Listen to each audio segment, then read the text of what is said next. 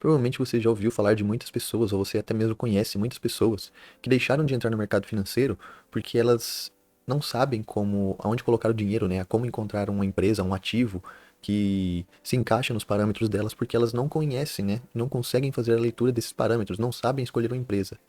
Então hoje eu vou ensinar para você como você pode escolher uma ação, um ativo que possa ser uma aquisição para a tua carteira de investimentos através de 5 parâmetros. E essas 5 métricas são rentabilidade ou lucratividade, potencial de crescimento, performance, gestão corporativa e preço ou valuation. Olá, meu nome é Everton Matheus e bem-vindos a mais um vídeo. Os teus dias de copiar a carteira de alguém terminaram. Depois desse vídeo você vai saber analisar uma empresa sem mesmo ter todas essas habilidades de analista de mercado, igual um Primo Rico ou um Thiago Reis ou um Jovens de Negócio. Você não vai precisar disso, você também vai ter as ferramentas e um jeito fácil de analisar qualquer empresa e saber discernir se ela é boa para você ou não para fazer parte da sua carteira de investimentos. Então, como eu disse, são 5 métricas que nós vamos usar aqui e com elas tem vários indicadores, né, que você pode usar ou não para descobrir se é uma boa empresa de fato, né, para você. Porém, vale lembrar que você não pode analisar somente um indicador, né, ou somente uma métrica e através disso seguir a tua carteira comprando ou vendendo por causa de somente um parâmetro. É sempre bom, por exemplo, você é grafista, não se basear somente na análise de gráfico, ou a mesma coisa para quem faz só análise fundamentalista, não se basear somente em análise fundamentalista. Aprenda a ler as notícias de mercado, aprenda a seguir um pouco mais em detalhe o que está acontecendo dentro dessa empresa que faz parte da tua carteira ou que você está interessado de colocar na tua carteira. Não use somente uma ferramenta quando o mercado te oferece um leque diferente de ferramentas à tua disposição. Mas então, como eu falei no começo do vídeo, nós vamos usar 5 métricas, né? E vamos começar direto com a primeira. A primeira é a rentabilidade, ou seja, quanto de lucro, né, que essa empresa está recebendo. E nós vamos usar alguns indicadores. Nós vamos utilizar o ROI, né, que em inglês é Return on Equity. E o que quer dizer? É o lucro sobre o patrimônio líquido, né, que a empresa tem. Mas então, o que seria o patrimônio líquido, né? Como eu posso explicar para você? Vamos fazer que você quer abrir um negócio, né? Então, você precisa de 100 mil reais para abrir esse negócio. Então, você coloca 60 mil do teu bolso. E você pega 40 mil emprestado do banco. E você tem esses 100 mil que vai ser para colocar no negócio. Então, o 100 mil vai ser o patrimônio, e nós vamos chamar ele de ativo, né? Se você leu o Primo Rico, Primo Pobre, você sabe do que eu estou falando. Se você ainda não leu esse livro, eu tenho um resumo dele aqui em cima, onde você pode saber mais ou menos os pontos-chave do livro e o que eles ensinam. Mas enfim, voltando aqui pro vídeo. Os 100 mil vão ser o ativo, né? E os 40 mil que você pegou emprestado do banco, eles vão ser o passivo, né? Então, vai ser a dívida que você tem. Então, o ativo menos o passivo te dá o patrimônio líquido. E o ROI calcula o lucro sobre esse patrimônio líquido. Então, vamos dizer que você tira 10 mil ao mês de lucro, né, com esse negócio. Você vai dividir esses 10 mil ao mês sobre os 60 mil, que é o patrimônio líquido. Então, quanto maior essa porcentagem é desse ROI, quer dizer que mais eficiente é a empresa, né, em receber lucros sobre o patrimônio que foi aplicado, né, na empresa. Agora, o ROIC, ele não tira esse passivo, né, essa dívida que tem aí. Ele utiliza somente o capital total, né, então ele utiliza todo o capital investido, né, então o ROIC é o lucro sobre o capital investido. Então, beleza, você tem o ROI e você tem o ROIC. O que você vai fazer com esses números? É claro, eu já te falei, né, quanto maior é esse número em porcentagem, melhor tecnicamente é. Esse indicador é melhor quanto maior ele for o número. Mas e o que nós vamos fazer? Nós vamos comparar com outras empresas, né, do mesmo setor. Nunca compare uma empresa de setor elétrico com uma empresa de varejo. Não vai ter nada a ver. Às vezes você vai ver números completamente diferentes, né, de ROIC, de PL. Você vai ver números completamente aleatórios. Então isso não vai te dar um pouco de noção sobre o que o setor está te falando, né, sobre como o setor está andando. Mas beleza, Everton, onde eu vejo o ROI e o ROIC de uma empresa? Tem um site para isso e o site chama Status Invest. Vamos lá, vou fazer um exemplo para você. Mas então, vamos utilizar aqui o Status Invest, né? Porém, o Trademap, outros sites têm também todas as ferramentas que o Status Invest tem. Então, a primeira coisa que nós vamos fazer aqui é utilizar um exemplo, né? Para a gente achar todos esses indicadores que nós estamos falando aqui. Então, vamos procurar aqui Taesa. Então, nós vamos ver aqui Taesa, né? Te dá o valor atual, o mínimo do ano e o máximo do ano. E se ela paga dividendos, né? Vai mostrar aqui os dividendos, dividend yield, e a valorização nos últimos 12 meses. Você pode ver aqui que a valorização dela foi muito alta nos últimos 12 meses. Nós sabemos por quê, né? Por causa da pandemia, se a gente olhar aqui no gráfico. E quem comprou dali para cima só teve lucro, né? Porque depois disso ela só foi subindo. Quem comprou logo no pior momento da pandemia teve um crescimento de 84%, né? Então Taesa está praticamente decolando.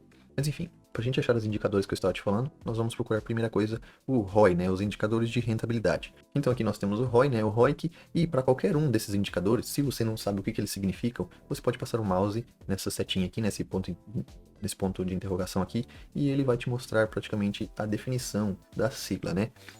Então a gente pode ver que ele tem um ROI de 37,20%, que é ótimo, e um ROIC de 22,82%, que também é muito bom. E aí nós vamos comparar ele com a média anual que ele tem, né, com a média entre ele mesmo. Então se a gente vir aqui, a gente pode escolher se a gente vê em gráfico de linha ou com as barras. Eu gosto mais de barra, mas isso é preferencial. Então você pode ver que nos últimos 2 anos ele está muito acima da média. Aqui ele vai dizer, né? Ele está 69% acima da média, que é de 21,98%, né? Então talvez eles tenham esticado e talvez você pode achar isso muito ruim porque ele possa cair porque ele esticou acima da média e quer dizer que ele pode reverter e voltar para a média, né? Mas mesmo assim, se ele voltar para a média, uma média de 21,98 é uma ótima média. A gente pode ver que os menores que ele já bateu foi de 14,38 e 14,91. Então, mesmo assim, um ROI muito bom. E o ROI que é a mesma coisa. A gente pode ver aqui que está acima da média, 50% acima da média. Mas como que está o ROI se a gente for comparar esse ROI com outras empresas do setor, né? Então, se a gente descer aqui mais um pouco, descer, você vai ver aqui, Transmissora Aliança de Energia Elétrica. E aqui, empresas relacionadas. Então aqui, você viu que tem vários, nós vamos abrir aqui a Eletrobras. E aí vai aparecer a mesma página, só que para a Eletrobras. E é isso, nós vamos ver aqui embaixo, indicadores de rentabilidade. O ROI da Eletrobras está a 10,49% e o ROIC a 7% praticamente. Então, se compararmos, tecnicamente, o ROI de Taesa está bem maior do que o ROI de Eletrobras. Só que sim, se você for fazer essa análise, faça isso com mais de uma empresa, né? Compare a tua empresa com pelo menos mais umas 3 do setor, né? Para você ver como que está indo a média do setor. Então aqui nós podemos ver o dividend yield, o mínimo e o máximo das semanas e a valorização nos últimos 12 meses de Eletrobras. A segunda métrica que nós vamos usar é o potencial de crescimento da empresa e do setor, né? Então, com esse potencial de crescimento, nós temos que analisar 3 coisas. Uma dessas é a velocidade de crescimento do setor. Então, nós vamos falar no setor de energia. O setor elétrico. O setor elétrico cresceu 5%, uma média de 5% ao ano, o crescimento do setor inteiro. Beleza. Então, nós temos que ver outra coisa. Quanto que é o market share da empresa nesse setor? Então, voltando ao exemplo que nós estávamos fazendo. Quanto que é o market share da Taesa no setor de energia? Então ela cresceu acompanhando a velocidade de crescimento do setor. Então o setor cresceu 5%, ela também cresceu 5% todo ano de market share, o valor de market share, né? Mas aí você tem que olhar outra coisa, você tem que olhar para as outras empresas do mesmo setor. Porque se todos estão crescendo e ela só está indo junto com a onda, quer dizer que ela talvez não ofereça muito diferente do que as outras, né? Então tá todo mundo no mesmo nível e ela está crescendo porque o setor inteiro está se desenvolvendo. Mas ela está crescendo praticamente de tabela, todas estão crescendo de tabela. Nenhuma tem nada a mais do que a outra. Mas se você vê que essa empresa está crescendo a um nível maior do que as outras, quando você compara o CAGR, isso é um bom sinal, que ela não só está surfando a onda, quanto ela está no topo da onda, né? Então ela tem Então a previsão é que ela continue crescendo mais do que as outras empresas do mesmo setor. E outra coisa é a velocidade de crescimento de negócio, né? Então, olhando para os últimos anos dela, né? Como ela está crescendo no decorrer dos anos. Se ela está crescendo, se ela está estática, se ela não tem crescimento, se ela está diminuindo. Isso é um ótimo parâmetro também de se olhar. Então, o CAGR, né, que é Compound Average Growth Rate, ele é um indicador que ele se baseia em outros indicadores. Ele é uma média sobre outros indicadores no decorrer dos anos. Então, você tem que analisar o CAGR sobre alguma coisa, né? Então, o CAGR sobre a receita nos últimos 5 anos e o CAGR sobre lucros nos últimos 5 anos. Normalmente, esses a maioria que a gente usa. E a gente pode ver que o crescimento, né, esse crescimento médio composto nos últimos 5 anos foi de 18% e 22% sobre a receita. E os lucros também tiveram um crescimento de 20% nos últimos 5 anos. E a gente vai ver aqui, podemos ver quanto que foi o crescimento. Você pode ver que ela saiu de 2017 estar negativo, né? A receita estar negativa, para uma receita de 18% e 22%, que é ótimo. E a média continua, desde 2014, 9,26%. Aí, depois que nós analisamos o CAGR sobre receita e o CAGR sobre o lucro, nós vamos comparar com outras empresas do setor. Então, vamos voltar lá para a Eletrobras, nós vamos descer aqui, e nós podemos ver que o CAGR sobre receita de Eletrobras tem sido de menos 2,25. Se nós vemos aqui, nos últimos anos, ela tem caído, né? Caído drasticamente, sempre cada vez mais, mesmo que a média seja de 1,62 positivo. Mas pode ver que ela está 239% abaixo da média, né? E o ano de 2021 foi o menor valor. Desde 2016 que a Eletrobras não está tendo um crescimento da receita, né? A receita está só diminuindo. E lucros, como não tiveram, está aqui negativo, né? Não está mostrando nada. Então, comparando nesse ponto, a Eletrobras perde feio para a Taesa. Aí você tem que comparar com as outras empresas do setor. A terceira métrica é a performance. Como que está a receita, se a receita está crescendo, como que está o fluxo de caixa, como que estão as dívidas, né? Como que está o endividamento da empresa. E nós temos que ver algumas coisas aqui. Nós temos que ver o crescimento da receita, né? Se isso está crescendo, se isso está diminuindo, quanto que está sendo o lucro, né? Depois de pagar todos os impostos e tirar todos os custos, quanto que está sobrando, né? O fluxo de caixa também nós temos que analisar. E aí, além de ver quanto que está de dívida, né? Nós podemos ver algumas coisas. Nós podemos ver a liquidez corrente e a liquidez seca dessa empresa. O que quer dizer? Por exemplo, em um setor de varejo, você não tem somente o fluxo de caixa que vai entrar nos próximos 12 meses, mas você tem também o estoque que você tem que vender nos próximos 12 meses. Então, para calcular a liquidez corrente, você vai pegar tudo que vai entrar no caixa nos próximos 12 meses da empresa, contando também estoque, e você abate tudo que vai sair do caixa, que são as dívidas nos próximos 12 meses da empresa. Isso é chamado liquidez corrente. E aí, se você quer ser um pouco mais meticuloso, porque talvez não consiga vender tudo isso de estoque que eles têm, né? Talvez o estoque vai ter que ser vendido a um preço menor, ou então vai sobrar estoque, e você não quer correr o risco de contar isso junto também, você quer contar sem o estoque. Então, para isso, você calcula a liquidez seca. Você vai colocar tudo que vai entrar nos próximos 12 meses, abatendo tudo que for estoque, e você vai diminuir disso todas as dívidas que a empresa tem que pagar nos próximos 12 meses. E esse valor vai te dar que é a liquidez seca. Então isso é muito bom para você saber se, tipo, as dívidas estão muito maiores do que a receita. Então, assim, não necessariamente uma empresa que não tenha dívida é melhor do que uma empresa que tenha alguma dívida, né? Porque talvez esse pouco de dívidas que elas estão pegando dinheiro emprestado para poder reinvestir e ter um crescimento maior, né? Então, se for uma dívida pequena que pode ser paga em um ano, ou menos que um ano, ou um pouquinho mais que um ano, isso talvez seja bom, né, para tua empresa, dependendo do setor e dependendo de o que você acha, né? Se não, você não quer empresas que estão devendo, ou não tem problema, não tem problema eu ter empresas que estão devendo só um pouquinho, mas tem capital para pagar se necessário. Então isso vai conforme o teu gosto. Para ver a performance, nós temos dois lugares aqui. A dívida líquida, você pode ver aqui onde a gente estava vendo as outras empresas relacionadas. E aqui nós temos a dívida líquida, nós temos o patrimônio líquido também, se for interessante de vocês verem. E descendo um pouquinho mais, você vai achar isso daqui, ó. Isso daqui é o crescimento, né, durante os anos da receita líquida. Então, a receita nos últimos 4 anos tem aumentado, né, desde 2017 tem aumentado. Os custos aumentaram também um pouco, mas você pode ver que o lucro líquido continua muito alto. O lucro líquido está na casa de 2 bi, né? Então você pode ver que mesmo com mais custos, o lucro aumentou e o lucro líquido ainda está muito bom, está também muito maior do que do ano passado. Depois de performance tem a gestão corporativa, que seria qual que é o histórico, né, dos executivos que estão tocando essa empresa, né? Se eles estão comprados na empresa, se eles acreditam na empresa, ou se eles têm um histórico de passar por várias empresas e derrubar as empresas e completamente matar elas, né? Então isso é importante. E é importante também a cultura da empresa, né? Se é uma empresa que preza pelos seus empregados, se é uma empresa que preza pelo crescimento do empregado dentro da empresa, ela é mais propensa, né, no futuro, no decorrer dos anos, a ser uma empresa bem-sucedida, né? Do que uma empresa que trata muito mal os funcionários, que sempre tem problema no RH, sempre tem problema com os funcionários entre eles, ou entre funcionários e chefes e coisas assim. Porque uma empresa que é assim, que é muito mal estruturada ou que tem problemas dentro da estrutura dela, provavelmente vai ser muito difícil dela chegar em um ponto onde ela vai estar bem sucedida, né? E mesmo que esteja bem sucedida, a parte interna dela vai estar podre, né? Vai estar apodrecendo. Isso não é bom para a empresa no longo prazo. Então, na questão de gestão da empresa, nós podemos ver aqui através do status invest qual que é a posição acionária, né? De quem que está com a maior parte das ações, né? Então, se nós vemos aqui, a Companhia Energética de Minas Gerais está com 21% das ações totais de mercado que tem. E ISA Investimentos está com 14% das ações disponíveis no mercado. E o resto provavelmente são as ações públicas, né, que eu e você podemos comprar ou vender. Mas como eu disse, a gente pode entrar no Google ou até no próprio site, de muitas empresas tem no site quem são os executivos que estão trabalhando, né?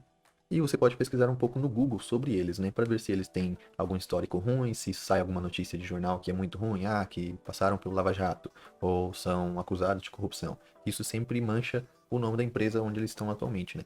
Depois disso, nós temos o valuation, ou preço, né? Como que nós vamos precificar essa ação? Se ela está barata ou se ela está cara para o teu gosto. Isso é muito relativo, nós vamos ver aqui. Nós vamos utilizar o famoso PL, que na maioria das vezes é a primeira coisa que todo mundo vai ver uma empresa, é o PL, mas aqui nós vamos ver o PL somente depois de ter analisado tudo isso sobre a empresa. Nós já analisamos esses 4 pontos anteriores, e se essas 4 métricas forem de nosso agrado, aí nós vamos ver o PL, né? Porque não adianta uma empresa ter um PL ótimo, fantástico, mas ela ser gestida muito mal, ou ela ser famosa por tratar muito ruim as pessoas. Eu não vou querer me meter em uma empresa dessa, né? Eu não vou querer ser sócio, porque quando você compra ação, você vira sócio de uma empresa. Eu não vou querer fazer parte de uma empresa que é muito ruim assim, ou que está tendo retornos péssimos, ou que está muito endividada.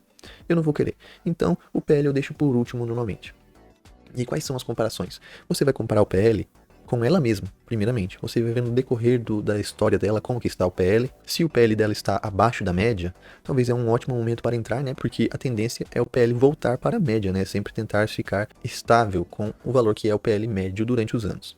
Se o PL está muito alto, talvez não é também uma coisa ruim, talvez ela pegou uma forte onda de alta, né? E está crescendo, está tendo ótimos resultados trimestralmente e ela está numa fase de crescimento, então isso vai aumentar o preço médio do PL, né? Vai aumentar a média do PL, então talvez não seja muito mal um PL grande também. Você tem que ver no histórico, você tem que ver um pouco no histórico como que está e como que está a empresa, você tem que descobrir um pouco mais da empresa para ver se esse PL alto tem alguma razão baseada nos preços, né? Baseada na receita, né? A maioria das vezes.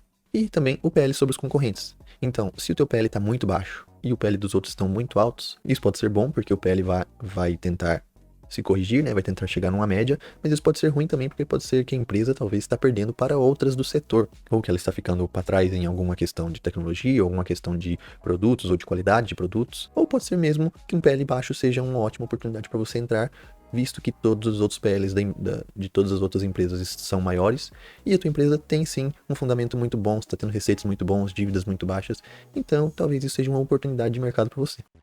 E aqui nós temos os indicadores de valuation, né, que muitas pessoas usam a maioria desses, mas nós vamos utilizar o PL somente, e se você gosta, né, de uma empresa que paga dividendos, nós podemos ver aqui os dividendos, ver a média, analisar para ver qual que é a média da empresa, se paga ou não.